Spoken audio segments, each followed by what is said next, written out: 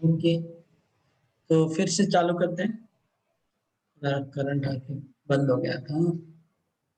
इस श्लोक में भगवान कह रहे हैं कि स्वे स्वे कर्मणि अभिरता, जो जो जिस जिस काम में लगा हुआ है उसी काम में वहां रह के ही कैसे संसिद्धि, संसिद्धि मतलब परफेक्शन, सिद्धि परफेक्शन, वहां रह के अपने लाइफ को कैसे परफेक्ट बना सकता है, जहां पर है वहां पर है, वहां से वो मैं तुमको बताता हूँ। तत्श्रृणु, तुम ध्यान से सुनो। इसका मतलब भगवान ये कहना चाह रहे हैं कि शूद्र को वैश्य बनने की जरूरत नहीं है, वैश्य को क्षत्रिय बनने की जरूरत, क्षत्रिय को ब्राह्मण बनने की जरूरत नहीं है, ऐसे क्रम करने की जरूरत नहीं है, इधर उधर दूसरे आश्रम में जाने की जरूरत नहीं है।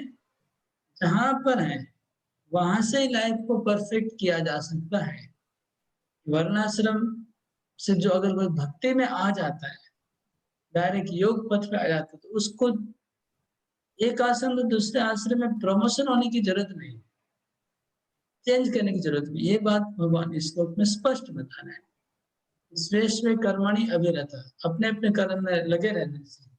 अभिरता मतलब अच्छे से अपने काम में कोई डूबा हुआ है। ब्राह्मण ब्राह्मण के काम में पूरा डूबा है, वैसे वैसे काम में डूबा हुआ है। अभिरता मतलब पूरा उसमें रत है, खाली रत नहीं, अभिरत अच्छी तरह से रत है, डूबा हुआ है।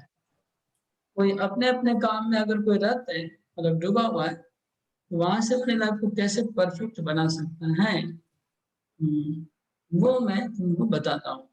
भगवान कह रहे हैं, तत् सुनो, मेरे से सुनो। वो हम लोग सुनते हैं, वो क्या है अगले श्लोक में बताया। यत प्रवृत्तिर्भूतानां येन सर्वमिदं ततं स्वकर्मणा तमभ्यर्च्य सिद्धिं विन्दति मानवः। यथा जो प्रवृत्तिभूतानां येन सर्वमिदं ततं स्वकर्मणा तमभ्यर्च्य सिद्धिं विन्दति मानवः। जो सभी प्राणियों का उद्गम है और सर्वव्यापी है, उस भगवान की उपासना करके मनुष्य अपना कर्म करते हुए पूर्णता प्राप्त कर सकता है। तो ये इस इसमें बताया गया है कैसे हम लोग पूर्णता प्राप्त कर सकते हैं। भगवान कहते यत प्रवृत्ति भूताना ये न सर्वम इदम ततम। ये याद रखना होगा कि ये जो जगत है जिनसे बना है, जिनसे सारा जगत बना है, और जो प्रवृत्ति है, हमारी जो प्रवृत्ति है वो कहाँ से आई, हमारा जो करते हम जो काम कर रहे हैं वो काम आया कहाँ से। जैसे हम खेती कर रहे हैं, तो खेती करने का जो एक्टिविटी वो कहाँ से आया, उसका उद्गम क्या है। नेचुरली भगवान है। ये चीज कौन दिया कि ये जो हल बनाने का, जो हल बनाते हैं हम लोग, खेत खेतेंगे, बीज डालेंगे, बीज डालने से उसमें पौधा होगा, ये तो भगवान का ही सृष्टि है ना। भगवान अगर ऐसा सिस्टम तो भगवान ने किया है। इसका मतलब वो जो कृषि कार्य है, वो जो प्रवृत्ति है, वो कहाँ से आई, भगवान से आई, नेचुरली। एकदम स्पष्ट है ना, भगवान से ही आई। अगर भगवान ऐसा नहीं चाहते तो क्या ऐसी ऐसी क्या अपना बीज डालने से पौधा हो जाता, भगवान की इच्छा से हुआ है। और जो टिलिंग हो रहा है खेती का, हल जोतने का, ये भी भगवान से है। भगवान तो खुद बलराम जी कंधे पे हल रखते हैं, इसका मतलब हल भगवान से है। खेती करने का काम भगवान से आया, स्पष्ट हो रहा है। और सब कुछ जो भी काम हम कर रहे हैं उसमें, खेती में एंटायरली वो काम एकदम भगवान से फुल्ली सैंक्शन होके आ रहा है, ऐसा स्पष्ट हो रहा है। इसी प्रकार और भी कुछ काम है, जैसे वाणिज्य, तो भगवान बोल रहे वाणिज्य, वाणिज्य का जो काम है कि हम अनाज, खेती, अपना किसे जो किसान है, खेती करने वाले, उनसे अनाज खरीदते हैं, खरीद के फिर पब्लिक को बेचते हैं। ये जो बेचने की क्रिया है, ये भगवान से ही आई है 100%। नहीं तो इस शास्त्र में लिखा नहीं होता। वाणिज्य हो गया, क्षत्रियों का जो काम है देश का पालन करना, प्रजा की रक्षा करना, युद्ध करना, उसमें सब शास्त्र में नियम बताए हुए हैं, वो भी भगवान से आया। वो कृष्णा, ये ना बार बार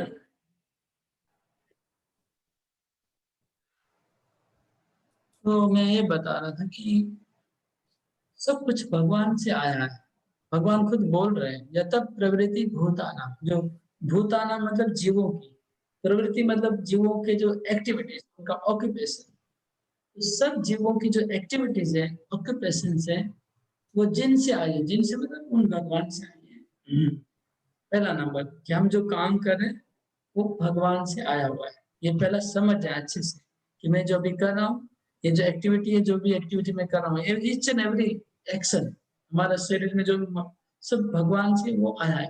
हाँ, नेक्स्ट हो गया ये न सर्वम इदम ततम, और भगवान सर्वव्याप्त है। तो इसके अंदर भी भगवान है। हम जहां पर भी हम बैठे हैं, जहाँ कुछ कुछ भी हम कर रहे हैं उसमें भगवान है। जैसे हल में भगवान है, खेती में भगवान है, मिट्टी में भगवान है। तो भगवान तो है सब सर्वत्र।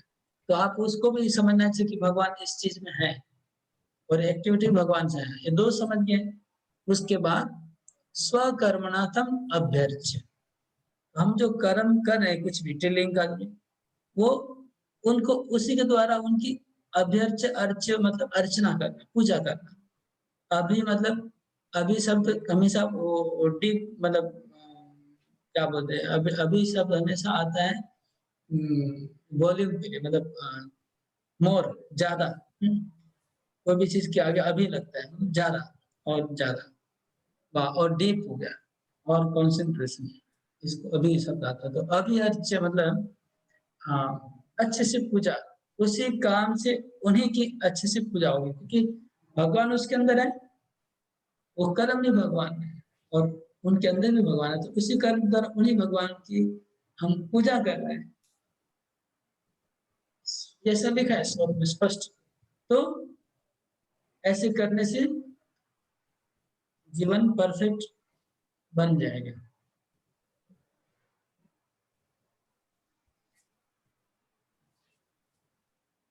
ओके, इसका थोड़ा देखते हैं प्रभुपाद जी तात्पर्य में कैसे बताते हैं। तो मेरा जो समझ में आया वो मैंने एक्सप्लेन किया। मैंने ऐसा कभी सुना नहीं है, जो मैं बोल रहा हूँ कहीं से सुना नहीं है। खाली श्लोक का जो डायरेक्ट मीनिंग जो हमको समझ में आया वही बता रहा हूँ। अभी प्रभुपाद जी क्या कहते हैं। अच्छा, पढ़िए तो तात्पर्य। तात्पर्य श्रील प्रभुपाद की जय। जैसा कि 15वें अध्याय में बताया जा चुका है, सारे जीव परमेश्वर के भिन्नांश हैं। इस प्रकार परमेश्वर ही सभी जीवों के आदि हैं। वेदांत सूत्र में इसकी पुष्टि हुई है, जन्माघस्य यथा। अतएव परमेश्वर प्रत्येक जीव के जीवन के उद्गम है। जैसा कि भगवत गीता के 7वें अध्याय में कहा गया है, परमेश्वर अपनी परा तथा अपरा इन दो शक्तियों के द्वारा सर्वव्यापी हैं। अतएव मनुष्य को चाहिए कि उनकी शक्तियों सहित भगवान की पूजा करें। सामान्यतः वैष्णव जन परमेश्वर की पूजा उनकी अंतरंगा शक्ति समेत करते हैं। उनकी बहिरंगा शक्ति उनकी अंतरंगा शक्ति का विकृत प्रतिबिंब है। बहिरंगा शक्ति पृष्ठभूमि है, लेकिन परमेश्वर परमात्मा रूप में पूर्णांश का विस्तार करके सर्वत्र स्थित हैं। वे सर्वत्र समस्त देवताओं, मनुष्यों और पशुओं के परमात्मा हैं। अतएव मनुष्य को यह जानना चाहिए कि परमेश्वर का भिन्नांश होने के कारण उसका कर्तव्य है कि वह भगवान की सेवा करे। प्रत्येक व्यक्ति को कृष्ण भावनामृत में भगवान की भक्ति करनी चाहिए। इस श्लोक में इसी की संस्तुति की गई है। प्रत्येक व्यक्ति को सोचना चाहिए कि इंद्रियों के स्वामी ऋषिकेश द्वारा वह विशेष कर्म में प्रवृत्त किया गया है। अतएव जो जिस कर्म में लगा है, उसी के फल के द्वारा भगवान श्री कृष्ण को पूजना चाहिए। यदि वह इस प्रकार से कृष्ण भावनामय होकर सोचता है, तो भगवत कृपा से वह पूर्ण ज्ञान प्राप्त कर लेता है। यही जीवन की सिद्धि है। भगवान ने भगवत गीता में 12.7 में कहा है, तेषाम अहम समुद्धरता। परमेश्वर स्वयं ऐसे भक्त का उद्धार करते हैं। यही जीवन की सर्वोच्च सिद्धि है। कोई चाहे जिस वृत्तिपरक कार्य में लगा हो, यदि वह परमेश्वर की सेवा करता है तो उसे सर्वोच्च सिद्धि प्राप्त होती है। हरे कृष्ण। हरे कृष्णा। तो प्रभुपाद का जो तात्पर्य है वो थोड़ा प्रभुपाद जी का जो उनका प्रभुपाद जी का स्टैंडर्ड यही पैटर्न है तात्पर्य लिखने का। वो किसी भी तात्पर्य में प्रभुपाद जी कृष्ण भावनामृत को प्रेजेंट करते हैं। इसलिए इसमें भी प्रभुपाद जी ने लिखा, आप देखेंगे बीच में एक लाइन में प्रभुपाद जी कहते हैं, ये देखिए यहाँ पर, प्रत्येक व्यक्ति को कृष्ण भावनामृत में भगवान की भक्ति करनी चाहिए।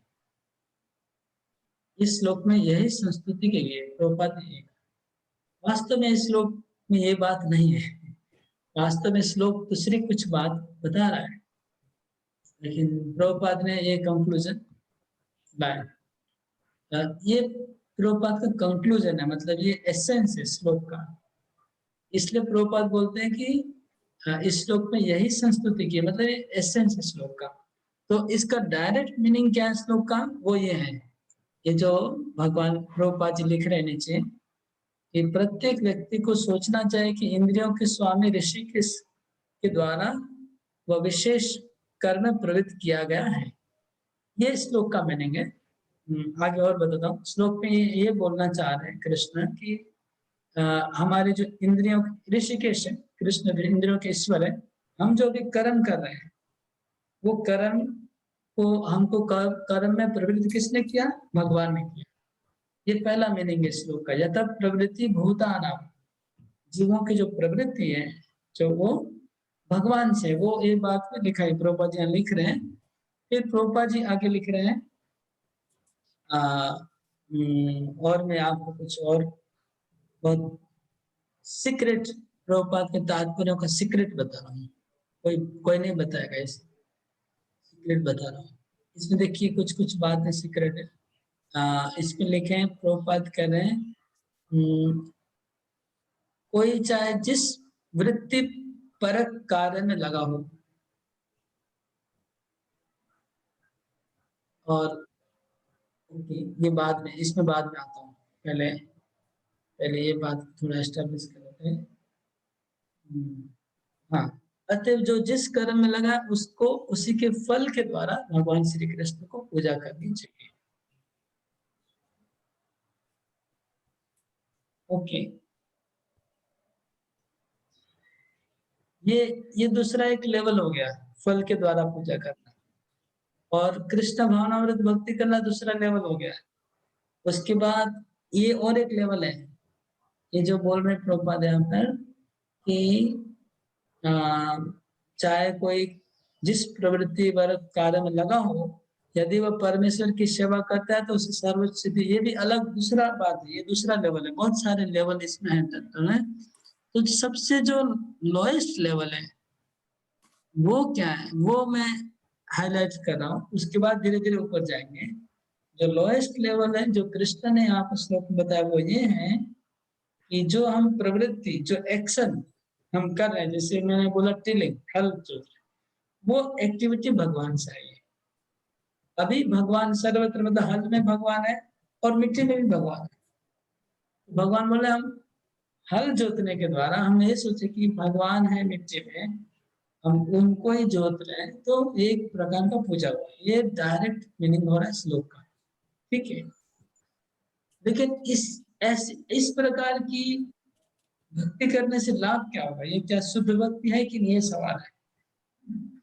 ये कौन से लेवल की भक्ति हुई, ये सवाल आता है। और प्रभुपाद जी बोलते कृष्ण भावनामृत में भक्ति करना है श्लोक का संस्तुति, लेकिन वो तो बहुत ऊंचे लेवल की भक्ति है जो ये श्लोक नहीं बोल रहा है।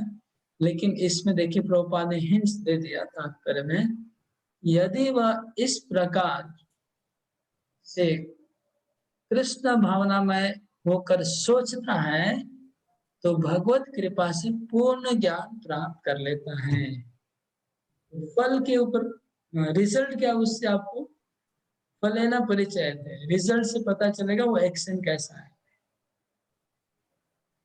अगर आप ऐसे करते रहेंगे तो रिजल्ट क्या होगा, ज्ञान प्राप्त होगा।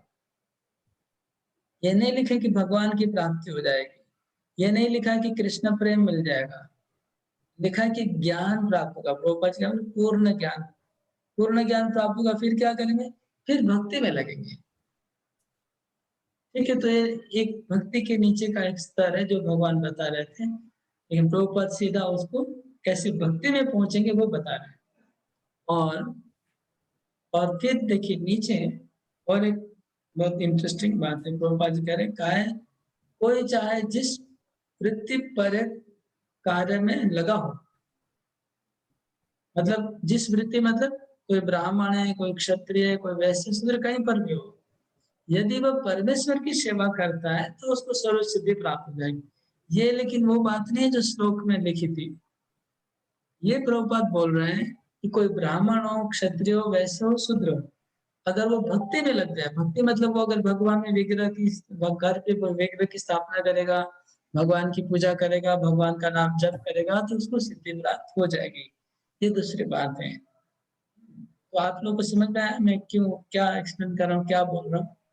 जो श्लोक का जो डायरेक्ट जो मीनिंग था,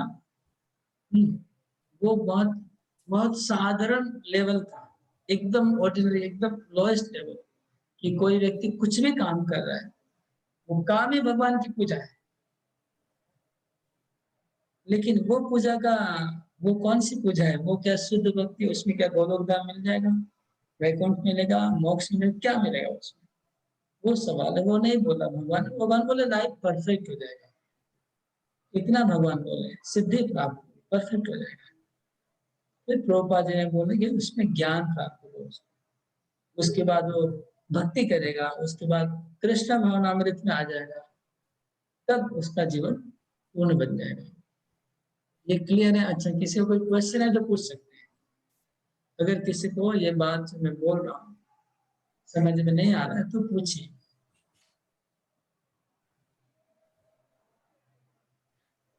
अगर सबको समझ में आ गया तो बताइए क्या समझ में आया। अच्छा सज्जन को आप ही बताइए, आपको क्या समझ में आया जो मैं बताया? प्रभु मुझे ये समझ में आया कि ब्राह्मण को का काम ब्राह्मण करे, वैश्य अपना काम करे, सब अपने अपने काम को करें और उसी से वो भगवान की को सिद्धि प्राप्त कर सकते हैं। अपने जो काम वो करते हैं उसके फल से वो भगवान की पूजा करें, यही समझ में आ रहा है।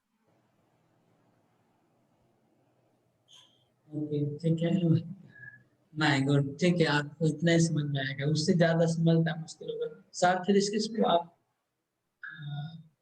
आप तो अच्छा बता पाएंगे। उसके पहले बीच बीच में एक जन को और ले लेता हूँ, आपको बाद में लेता हूँ।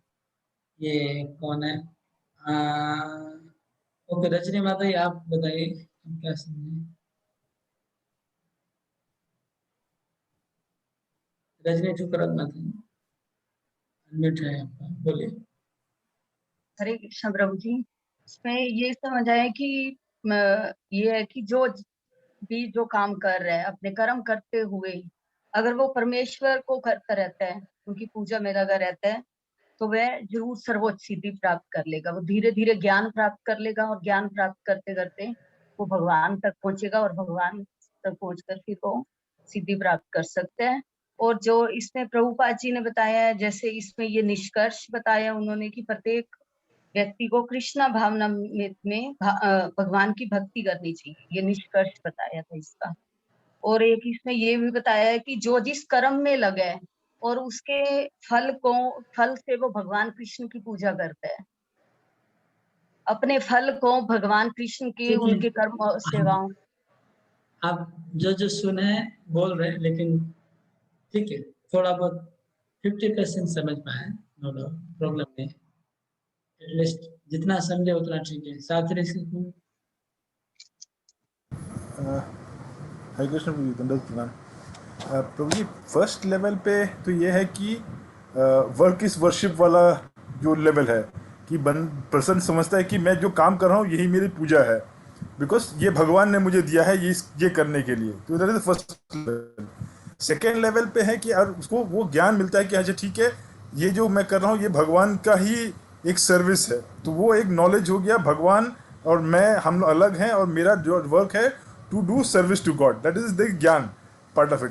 द थर्ड लेवल इज कि जब वो समझता है कि भगवान ये जो काम मैं कर रहा हूँ इसमें से जो रिजल्ट मुझे मिलता है ये भगवान की पूजा के लिए मुझे यूटिलाइज करना है, तो वो जब वो उस लेवल पे पहुंचता है फिर वो उस वहां से वो भक्ति में आ जाता है, in terms of devotional service में आता है। Right, right. एक पॉइंट मैं मिस कर दिया था उसमें, जो भगवान प्रभुपाद बोले उसको फल फल के द्वारा भगवान की पूजा करेगा, इसका मतलब लेवल ही चेंज हो गया। तो जब फल के द्वारा पूजा करेगा मतलब वो ऊपर आ गया, तो आप बताएं। और ये फल के द्वारा जो पूजा करेगा, ये भी एक मतलब ये भी लो लेवल ही है, लेकिन उससे ऊपर है, जो पहले वाले लेवल से ऊपर है, लेकिन वो भी बहुत ऊंचा नहीं है। अब फल के द्वारा पूजा करते करते और ऊपर बढ़ेगा, तब वो एकदम लास्ट में वो लाइन आएगा जो प्रभुपाद जी बोलते हैं, कृष्णा भावना भावित होके भक्ति करना चाहिए। वो तो एकदम टॉप मोस्ट लेवल ही है। वो फल वाला बीच में आ गया, उसके नीचे है कि वो वर्क इज वर्शिप, मतलब वो काम कर रहा है, उसमें ही भगवान को देखो, उसके द्वारा ही भगवान की पूजा करते रहो। कभी कभी ज्ञान आएगा, फिर फल को भगवान को अर्पित करो। फल को अर्पित करते करते करते फिर आ गया है वास्तव में कृष्ण। फिर फल को अर्पित करना मतलब अभी भी भगवान की भक्ति शुरू नहीं हुई है, खाली फल को दे रहे। भक्ति मतलब तो हुआ भगवान की पूजा करना, जब करना, भागवत में इसको भक्ति कहते हैं। वो है जब कृष्ण भावना भावित होके भक्ति करना चाहिए, जो प्रभुपाद एक लाइन लिखे हैं, वो हो गया शुद्ध भक्ति। ठीक है, तो हमने प्रभुपाद के तात्पर्य को एक्सप्लोर किया, जैसे प्रभुपाद जी किस तरह से श्लोक में क्या लिखा है, प्रभुपाद जी कैसे तात्पर्य में आगे बढ़े, वो मैंने बताया। यही सीक्रेट है, कोई आपको ऐसे खोल के बताएगा नहीं ये चीज। इसका नेगेटिव भी कोई, इसको नेगेटिव भी कोई ले सकता है कि जो चीज श्लोक में लिखा नहीं है प्रभुपाद जी वो सब बोल देता है। लेकिन प्रभुपाद जी का बोलने का उद्देश्य क्या है, वो लोगों को उठा कर ऊपर लेके आए, इसलिए प्रभुपाद ऐसा बोल। ये 7:30 को आपका अनम्यूट कर लीजिए, उधर से आवाज आ रहा है गाड़ी घोड़ा का। जी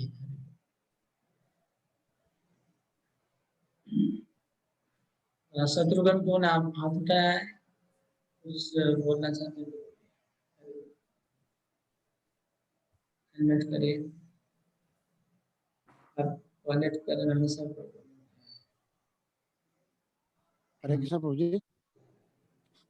प्रभु जी, इसमें एक पॉइंट जो मुझे थोड़ा समझ में आया मेन, कि जो भी हमें कर्म करने की जो प्रवृत्ति है वो भगवान की तरफ से हमें मिली है, और इसमें कर्म करने की इस प्रवृत्ति को हम अब पूरे डेडिकेशन के साथ उस कर्म को करते हैं, और उसका रिजल्ट ये है कि हमें ज्ञान प्राप्त होता है, और ज्ञान प्राप्त होने के बाद हम कृष्णा भावनामृत में या भक्ति में लगते हैं, और भक्ति में लगने के बाद हम मतलब उस भक्ति में लगने के बाद हम सिद्धि या जो परफेक्शन ऑफ लाइफ है वो हमें मिलती है। तो रिजल्ट से हमें पता लगता है, ये पॉइंट थोड़ा सा और क्लियर आप करें तो, रिजल्ट से हमें पता लगता है कि हम सही कार्य कर रहे हैं या नहीं कर रहे। हाँ, और रिजल्ट का बात ये बोला कि कौन कौन से लेवल पे है, कौन सा एक्टिविटी कौन से लेवल पे है, ये समझने के लिए उससे क्या रिजल्ट मिल रहा है वो देखना होगा। जैसे कोई अगर वर्क काम कर रहा है, तो काम के द्वारा ही वो भगवान की पूजा कर रहा है, तो उसको क्या मिल रहा है, बोले ज्ञान मिलेगा। तो इससे पता चला कि उसको वो लेवल कौन सा है, ये मैं बोल रहा था। रिजल्ट से पता चला वो एक्टिविटी का वैल्यू कितना है। अरे हरे कृष्ण। 47 नंबर श्लोक इम्पोर्टेंट श्लोक है।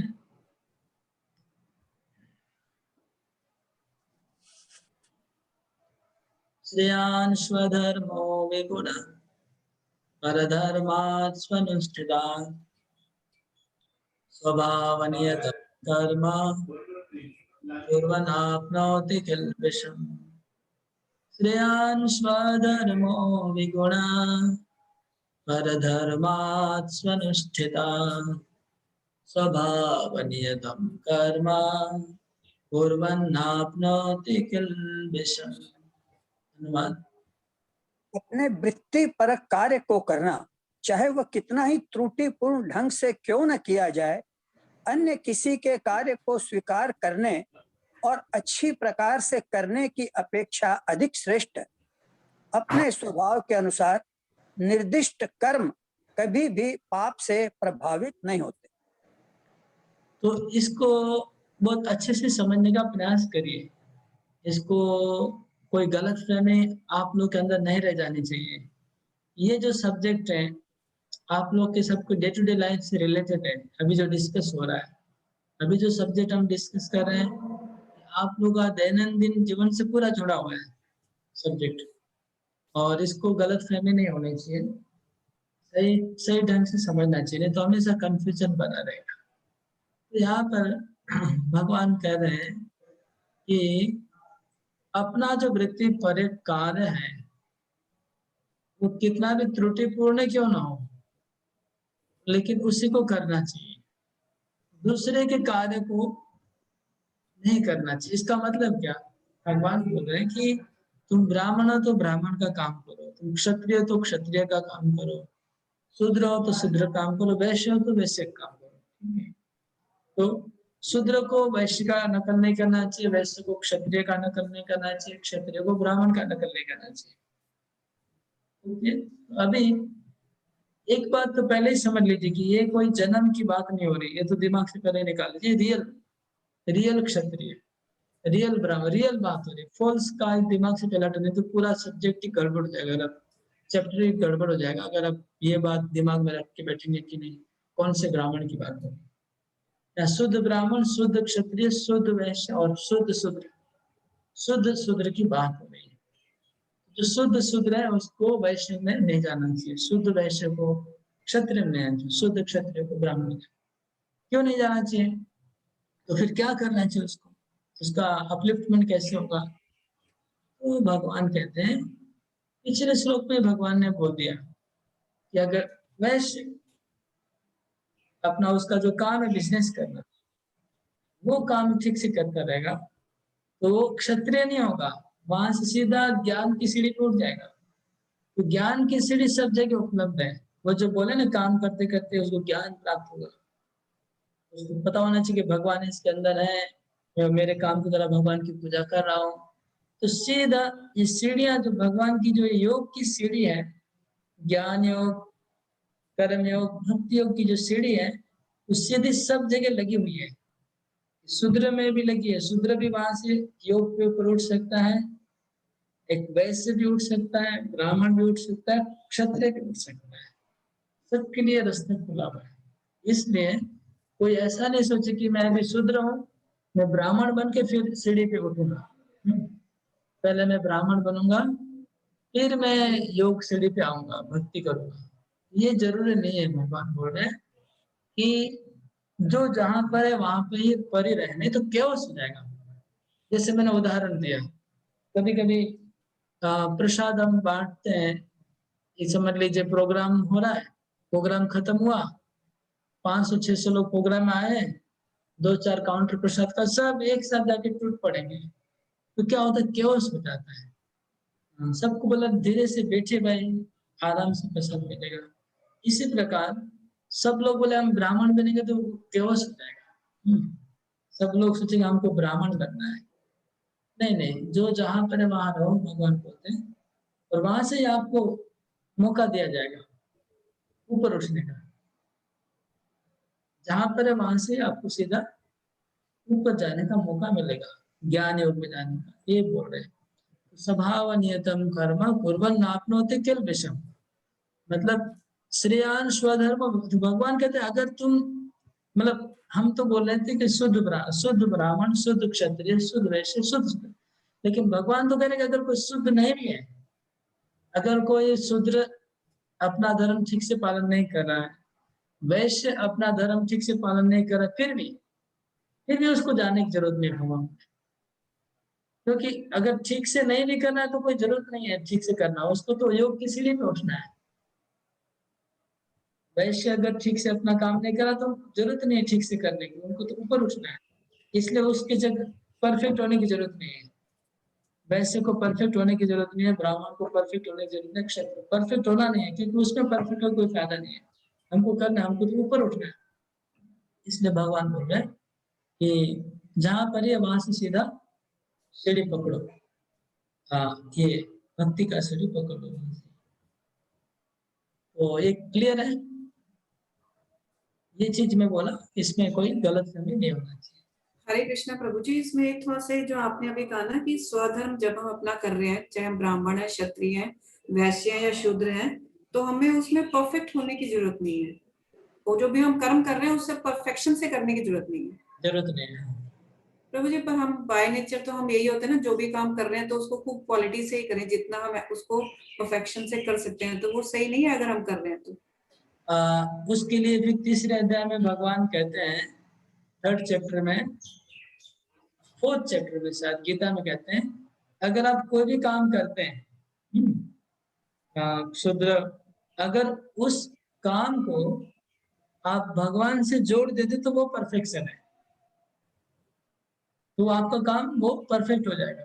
लेकिन अगर काम को अच्छे से करने का प्रयास करेंगे और भगवान नहीं जुड़ेंगे तो वो परफेक्ट नहीं माना, उसमें कोई फायदा नहीं है। प्रभु जी, वो काम चोरी नहीं कहलाएगी कि उसने अपना काम अच्छे ढंग से नहीं करा? सपोज जैसे ऑफिस में हमें कोई प्रोजेक्ट मिलता है, अगर हम उससे अच्छे से नहीं करते तो यही होगा ना कि इसने पूरा अपनी एफर्ट्स नहीं लगाए तो उसमें। उसमें कोई स्पिरिचुअल लॉस नहीं है, आध्यात्मिक तरह से कोई लॉस नहीं, मटेरियल लॉस होगा।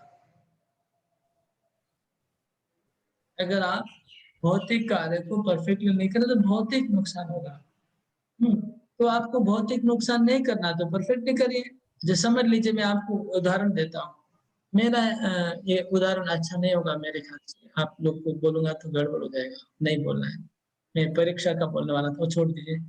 मैं दूसरा एग्जाम्पल देता हूँ। समझ लीजिए मैं नौकरी करता हूँ, आपका उदाहरण देता हूँ, मैं नौकरी करता हूँ और मैं भक्ति भी कर रहा हूँ। ओके, तो मैं भक्ति कर रहा हूँ, मैं भक्ति में मेरा मन ज्यादा लग रहा है, भक्ति में ज्यादा कर रहा हूँ। और नौकरी, समझ लीजिए मुझे अभी 50,000 रुपये सैलरी मिल रहा है, जस्ट एग्जाम्पल।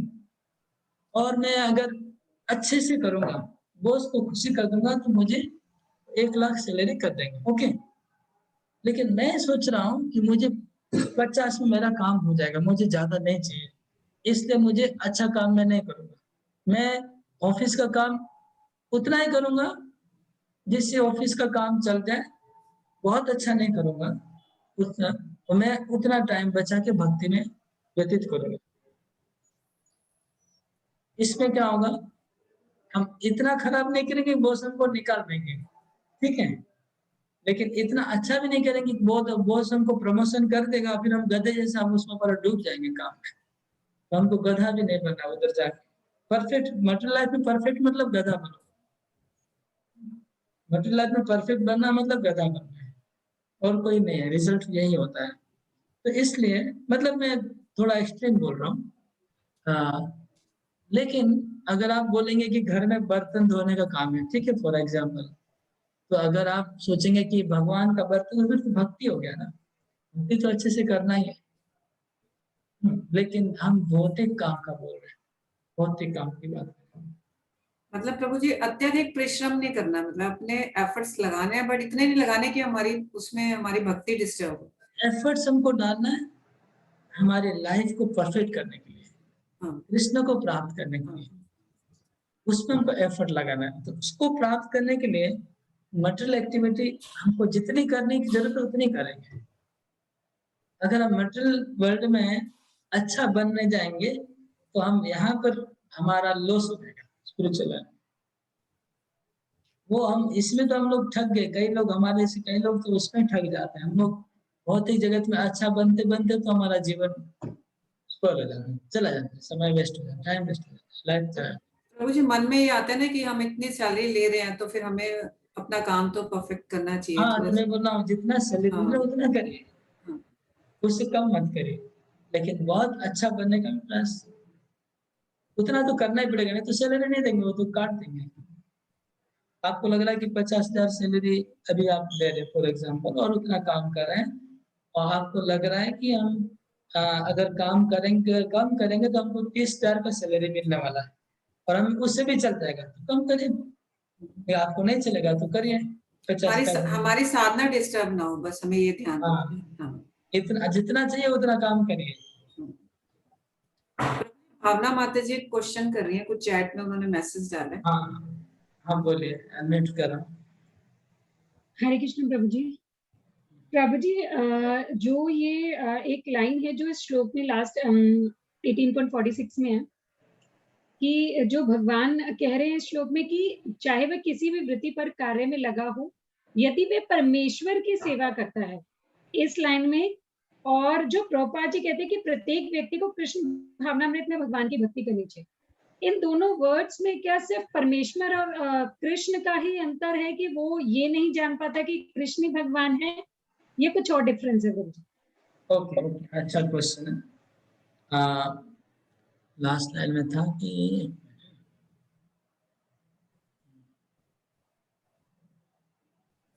ये अच्छा, कोई चाहे जिस वृत्ति पर कार्य में लगा हो, यदि वो परमेश्वर की सेवा करता है तो उसे सर्वोच्च सिद्धि प्राप्त हो जाती है। तो इसमें क्या है कि वो मटेरियल एक्टिविटी में लगा हुआ है, वो भौतिक काम कर रहा है, जैसे ब्राह्मण क्षत्रिय अपना ड्यूटी भी कर रहा है, और समय निकाल करके 2-4 घंटा भक्ति भी कर रहा है, वो है। तो वो जो कृष्ण भावना भावित है वो टोटल भक्ति में लगा हुआ है। क्लियर है? ठीक, तो हाँ जी। परमेश्वर और कृष्ण ऐसे ही आ गया, उसमें कोई डिफरेंस नहीं है। वो वर्ड परमेश्वर और कृष्ण में यहाँ तो अंतर इसमें नहीं। सर्वोच्च सिद्धि मतलब कि वो अपने लेवल से उठ जाएगा, लेकिन टॉप मोस्ट सिद्धि तो फिर वही है ना कि भगवान का प्रेम, वो नहीं इसको मिलेगा, मतलब वो अपने लेवल। सर्वोच्च सिद्धि मतलब अगर भगवान की भक्ति कर रहा है तो भक्ति का तो सिद्धि प्रेम है, अल्टीमेटली प्रेम में पहुंचेगा अल्टीमेटली। तो यहाँ पर सर्वोच्च सिद्धि इंडिकेट क्या कर रही है प्रभु जी, कि वो जो लेवल पर है उससे ऊपर उठ जाए। अगर वो 2-4 घंटा भक्ति कर रहा है तो ये जो प्रॉपर अल्टीमेट बोल रहे हैं, इसके बीच में कुछ और स्टेज है। सर्वोच्च सिद्धि प्राप्त होगी अल्टीमेट में, उसके पहले उनको पूरा कृष्ण भावना भावित होना पड़ेगा, वो इसमें नहीं लिखा है, वो okay, implied. That is the destination मतलब। हाँ, अल्टीमेट लास्ट डेस्टिनेशन, बीच में कुछ स्टॉप है, वो नहीं बता। प्रभु जी बीच में कृष्ण भावनामृत होगा, हाँ, वो जैसे लाइन आएगा बीच में, कृष्ण भावनामृत अगर वो होगा तो फिर सर्वोच्च सिद्धि को प्राप्त करेगा, प्राप्त हो जाएगा। परमेश्वर की सेवा में रहेगा, कृष्ण भावनामृत कृष्ण में भावना प्रयास भावित हो करेगा जाएगा, और फिर सर्वोच्च सिद्धि सर्वोच्च प्राप्त सिद्धि होगी। प्राप्त हो जाएगी। मतलब ये प्रोसेस स्टार्टिंग का और मिडिल का बता दिया और लास्ट का डेस्टिनेशन, जो बीच का फीलिंग है वो प्रभुपाद जी ने ऊपर बता दिया। हाँ, Am I right? वो बीच में, हाँ, राइट। तो ये बहुत लोगों ने यहाँ गलतफहमी रहती है 47 नंबर श्लोक में। वो गलतफहमी क्या रहती है? एक तो ये ब्राह्मण क्षेत्र वैसे शूद्र का जो बात लिखा है कि अपना ही करना चाहिए, दूसरे का नहीं करना चाहिए। पहला गलतफहमी है कि हम लोग सोचते हैं कि मैं अभी वैश्य हूँ, शूद्र हूँ कि मुझे समझ नहीं आ रहा, मेरा जन्म से मान लूं कि मैं वैश्य हूँ, कैसे समझूं? ये पहला प्रॉब्लम होता है। तो उसमें जिसको जो जो काम अच्छा लगता है करने को, कोई कोई कार्य उसको बहुत नेचुरल, मतलब बहुत स्वाभाविक रूप से उस काम में उसको करने में मतलब बहुत कंफर्टेबल लग रहा है किसी को, तो मतलब वो उसका स्वभाव है, और स्वभाव के अनुसार ही वर्ण बनते हैं 100%, और कुछ नहीं। वर्ण का नियम है स्वभाव, जिसका जैसा स्वभाव है वो वही वर्ण का है, और कोई रूल आता नहीं है इसमें। स्वभाव के ऊपर कोई बड़ा वो और भी रूल्स है, लेकिन टॉप मोस्ट रूल है स्वभाव। तो ये ये पहला हो गया कि कौन से वर्ण का, अगर किसी को कोई पर्टिकुलर काम करना अच्छा लग रहा है मतलब उसको वही वर्ण है, उसमें फिर उसमें कोई किंतु परंतु डाउट नहीं करना चाहिए। उसके बाद पहला बात, और अपने काम को छोड़ के दूसरे में नहीं जाना चाहिए उसको, जो जिसका। लेकिन अभी ये बात भी, हम लोग कलयुग में, हम लोग को पता नहीं कौन सा वर्ण है, तो हम चेंज करेंगे तो वो भी कोई बड़ा बात नहीं है, क्योंकि किसी को पता नहीं है, तो चेंज भी हो सकता है। कलयुग में इतना परफेक्टली ये फॉलो नहीं होगा, इसकी जरूरत नहीं इतना स्ट्रिक्टली फॉलो करना। लेकिन ये बात है कि बार बार चेंज करना अच्छा, चेंज करने से भगवान प्राप्त होगा ये नहीं है, भगवान प्राप्ति का रास्ता अलग ही है। ये आश्रम चेंज करो खाली कंफर्टेबल रहने के लिए, वर्णाश्रम, भगवान किसी भी वर्ण और आश्रम से प्राप्त हो जाएंगे, तो ब्राह्मण बनना जरूरी नहीं है। ओके, तो आगे बढ़ गए। मधुरा माता ने हाथ उठाया है।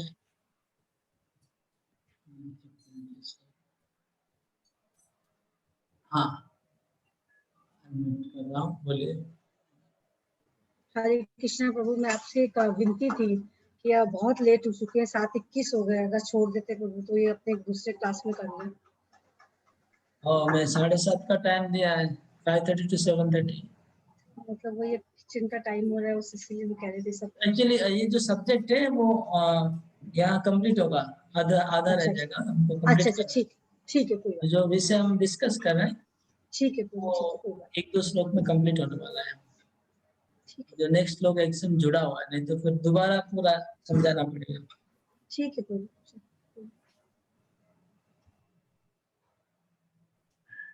सहजं कर्म कौन्तेय सदोषम् अपि न त्यजेत् सर्वारम्भा हि दोषेण धूमेरग्निरिवावृता।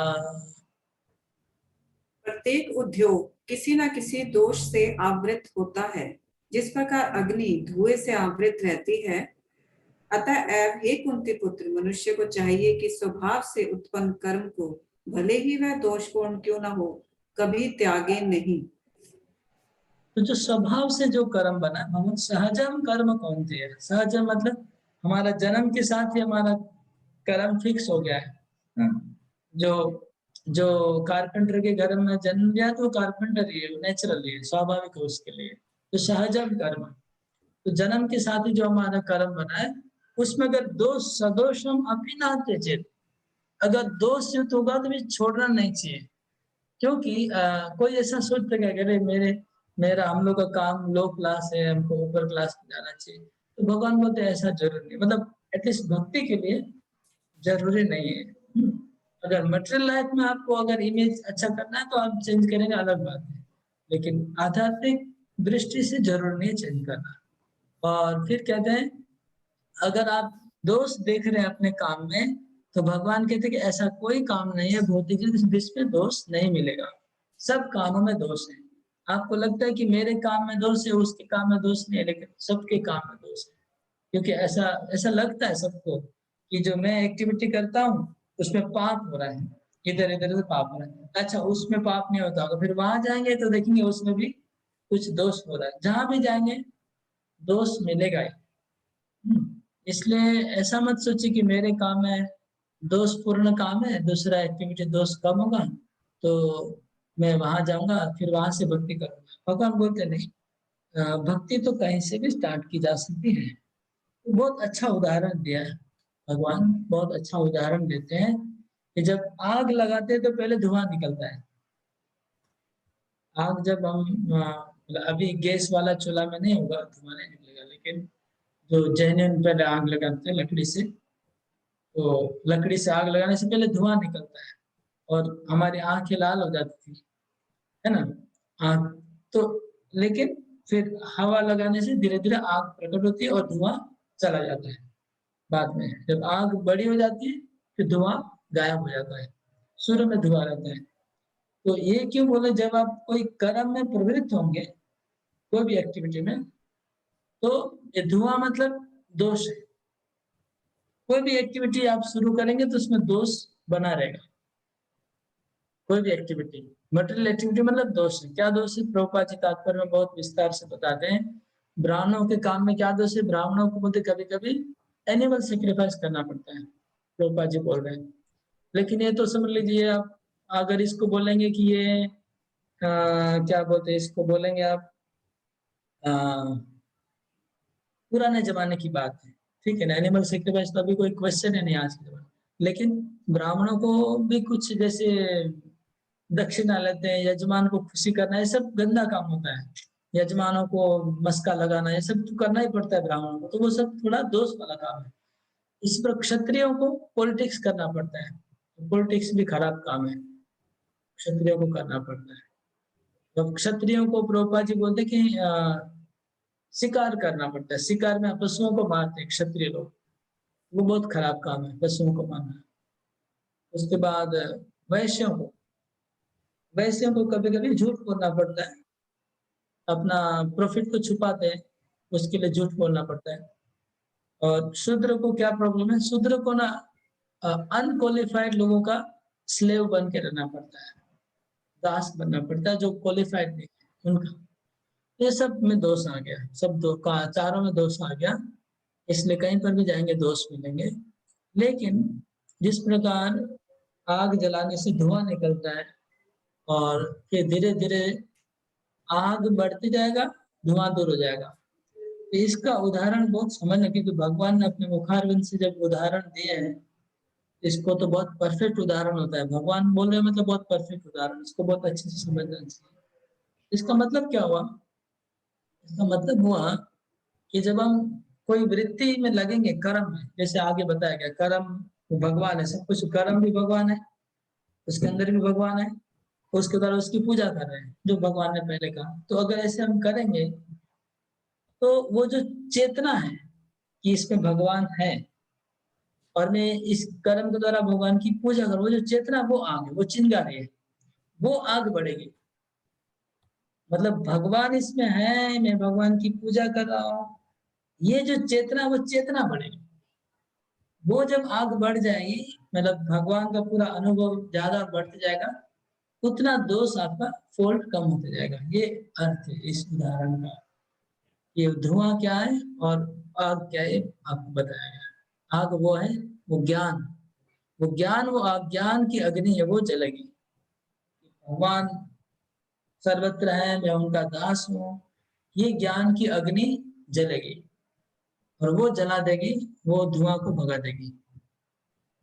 और लकड़ी वो कर्म है, लकड़ी कर्म है, उसका दोष धुआं है और वो निकलने वाली आग ज्ञान है। तो ज्ञान रूपी आग लकड़ी को जला देगी, कर्म को जला देगी, कर्म रहेंगे नहीं।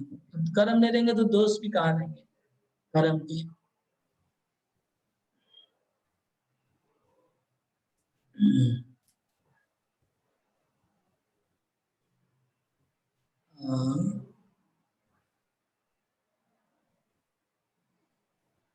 ओके, यहाँ पर से एक चैप्टर चेंज हो रहा है, श्लोक नंबर 49 से थोड़ा ज्ञान आ रहा है। अभी कर्म की बात हो रही थी, सोफार हम लोग कर्म की बात कर रहे थे, भगवान ने आग लगने की बात की, तो मैंने ज्ञान का बात बोला, अभी भगवान फिर ज्ञान को लेके आ गए। 49 से ज्ञान की चर्चा हो रही है, शुद्ध ज्ञान, और इसके बाद भक्ति आएगा कुछ लोगों के बाद। तो ये मैंने पहले बताया था, आप लोगों को पता होगा कि मैंने बोला था कि 50 नंबर श्लोक मोरलेस आप पकड़ सकते कि गीता का 18 अध्याय चल रहा है। 50, 55, 55, 54, इसके बाद पूरे गीता का सार आएगा। 18 अध्याय से हटके टॉपिक आएगा जो पूरे गीता का सार है। वो श्लोक बहुत इंपॉर्टेंट है। 54 के बाद जो आगे पढ़ेंगे, ये जो है ये भी कंक्लूडिंग है, लेकिन ये ज्ञान और कर्म की बात हो रही है अभी तक जो हम कर रहे हैं। हरे कृष्ण। कोई क्वेश्चन है?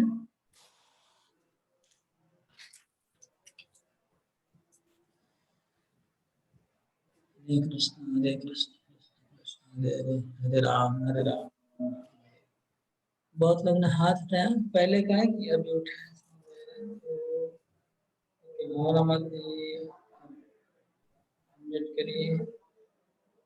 रजनी शुक्ला।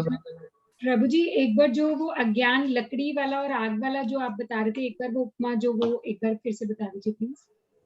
अच्छा, ओके। कर्म जो है वो लकड़ी है और हम कर्म करेंगे तो धुआं निकलेगा, वो कर्म के दोष है, धुआं। और फिर भगवान बोले कि उसके अंदर तुम भगवान को देखो, सबके अंदर भगवान, कर्म के अंदर, वृत्ति के अंदर। तो अगर हम भगवान को देखेंगे, वो ज्ञान है, तो वो ज्ञान की आग लगेगी लकड़ी के अंदर। तो जब लकड़ी के अंदर आग लगती है, लकड़ी को जला देती है। लकड़ी के अंदर से जब आग प्रकट होती है तो क्या करती है? लकड़ी को जला देती है। इसी प्रकार ये जब ज्ञान यहाँ से प्रकट होगा इस कर्म से, तो कर्म को ही जला देगा, क्योंकि कर्म वो लकड़ी है, उससे आग निकली है, उसको ही जला देगा वो कर्म। ये जो ज्ञान है हमारा कर्म ही खत्म हो जाएगा। जब हम भगवान को देखने लग जाएंगे हम कर्म खत्म हो जाएगा टोटली, हम ऊपर चले जाएंगे ज्ञान के स्तर पे, फिर भक्ति के स्तर पे चले जाएंगे। और वो हरे कृष्ण प्रभु जी धन्यवाद। मैंने वो तब हाथ उठाया था जब आपने वो शूद्र, वो सबको अपने अपने कर्म के हिसाब करना चाहिए ना, शूद्र वैश्य, तो वो क्वेश्चन का फिर आपने आंसर दे दिया था उसमें कि स्वभाव के अनुसार अब सारे उस कैटेगरी में आते हैं, क्योंकि कल युग में तो सारे ही शूद्र हैं। और वो तो वही पूछना था, तो आपने फिर उसका आंसर दे दिया था उसमें कि ओके, स्वभाव के अनुसार, राइट। हाँ।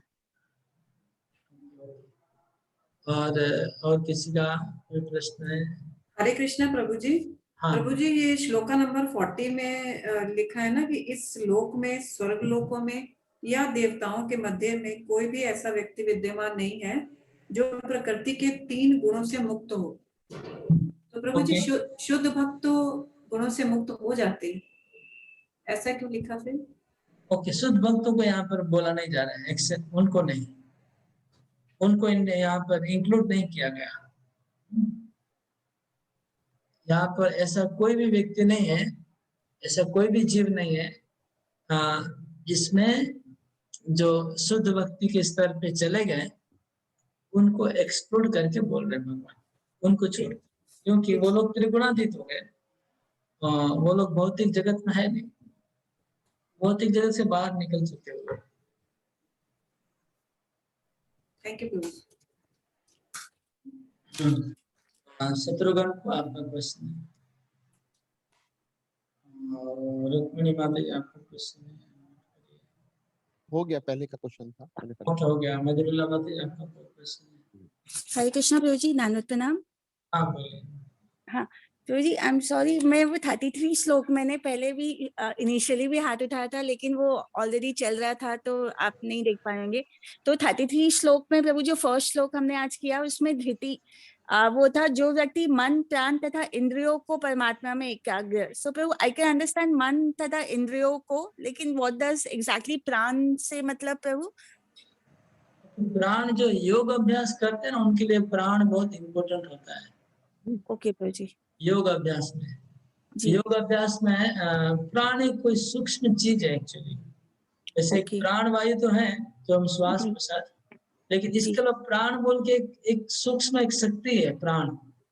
ओके, मतलब प्राण निकल गए तो प्राण मतलब हवा तो निकल, लेकिन हवा के अंदर कुछ एक शक्ति है हम लोग की, एक प्राण शक्ति। प्राण शक्ति योग अभ्यास के द्वारा वो परमात्मा के साथ जो, जैसे हम लोग भौतिक भोग में लगते हैं तो प्राण शक्ति हमारी क्षय होती है जी।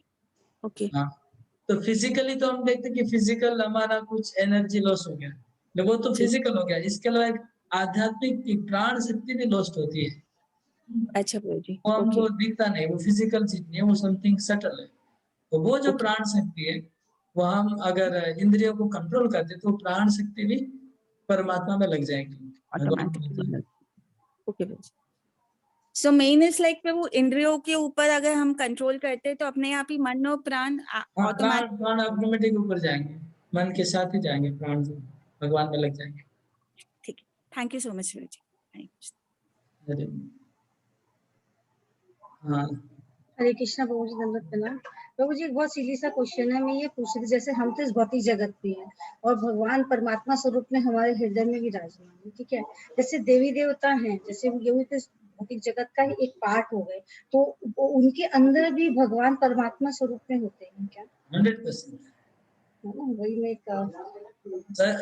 गीता में तो लिखा ईश्वर सर्वभूतानां, सब जीवों में है। हाँ, तो नेचुरल है, फिर उनमें भी होगी सब जीवों में। तो 9.150 श्लोक देवता क्या, इवन कीड़े के अंदर भी है, कीड़ी चींटी मकोड़ा। कीड़े मकोड़े तो ठीक है, लेकिन वो देवी देवता की बात आ गई, जो समझते कि भी अलग जगह है, वहां पर तो सिर्फ सुख है दुख है नहीं, भौतिक जगत का कुछ वैसा है नहीं।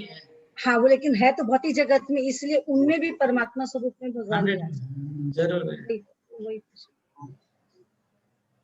तो फिर नीचे के जो जगत है, जो अताल पतल अतल वतल सुतल है, उनमें भी है सब पूरे ब्रह्मांड में सब में परमात्मा स्वरूप में है। 100%। ठीक है।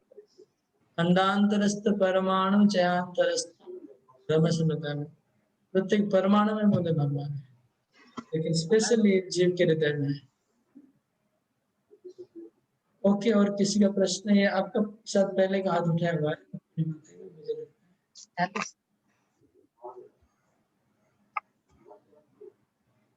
हाँ, भाई माता जी के